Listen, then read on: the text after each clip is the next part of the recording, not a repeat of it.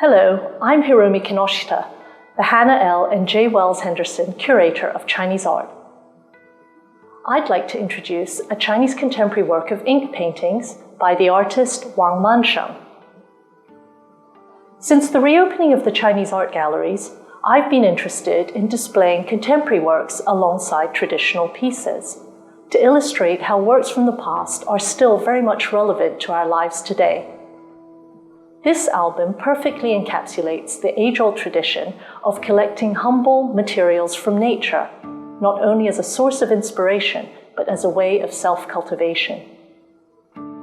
In challenging times, many of us yearn for a quiet moment to ourselves. Whether it's a relaxing stroll in the park or an outing to the great outdoors. In ancient China, connecting with nature was very much the aim of the scholar-official artist, whether it was to escape from the stresses of their bureaucratic jobs or as a time for self-reflection. Physically immersing oneself in nature may not have been practical or even possible then, but there were other ways they could achieve this. For example, creating a garden with water, rocks, and plants, like a microcosm of a larger landscape. Or collecting and displaying materials found in nature for contemplation in the confines of their home. Chinese contemporary artist Wang Mansheng captures this timeless pleasure of collecting and appreciating the wonders of the natural world in this album. Using ink and brush, he depicts portraits of what appear to be miniature mountains. Nooks and crannies, carefully taken in from every angle, show a wide range of forms and surface textures, reminiscent of ancient rock depictions by scholar-official artists. Chinese traditional artists paired rocks with different types of plants. Here, in the 16th century hand scroll painting, executed by 3 different artists, the calligraphic brushstrokes of the orchid's leaves contrast with the forceful, choppy strokes of the rocks. The orchid, a symbol of loyalty and integrity, was popular in East Asia and was often depicted in scholar-official paintings, including this 19th century Korean hanging scroll with a more abstract-looking rock. Rocks were an essential feature in Chinese gardens. These private settings were considered to be a microcosm of the larger world, with rocky outcrops seen as mountain ranges and towering peaks, and included within the garden to create the feeling of wandering in an open landscape. Nature's vital energy, or qi, was thought to be concentrated in rocks. One famous scholar-official artist is remembered for respectfully bowing before a garden rock, much to the surprise of his fellow officials, as he believed rocks to have a human presence and identity.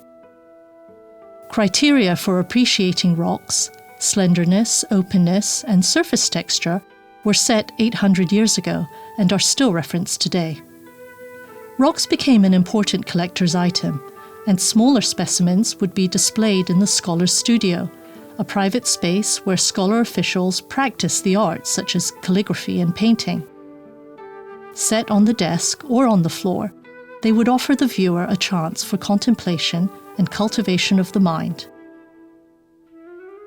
This majestic rock is covered with long columnar shafts and deep vertical furrows that evoke the qualities of a monumental precipice in a Chinese landscape.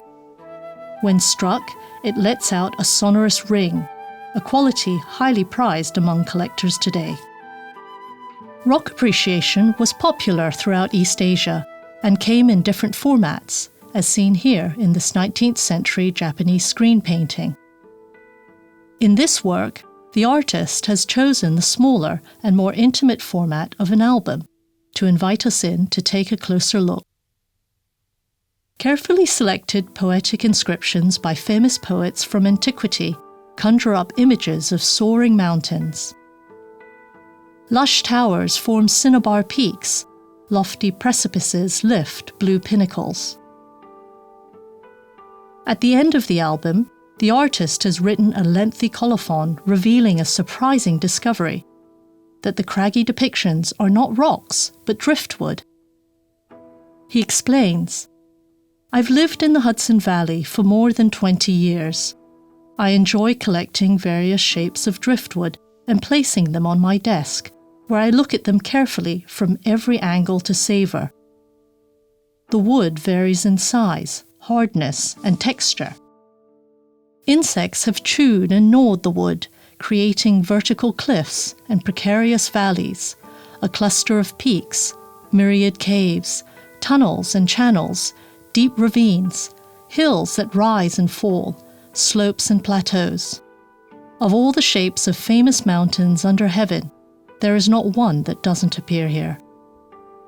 After appreciating them, I paint what I've seen, which looks both illusory and real. Assembled together in this album, which I call Collection of Rotted Wood. Like the scholar official artists of the past, Mansheng continues the tradition of collecting and appreciating humble materials from nature.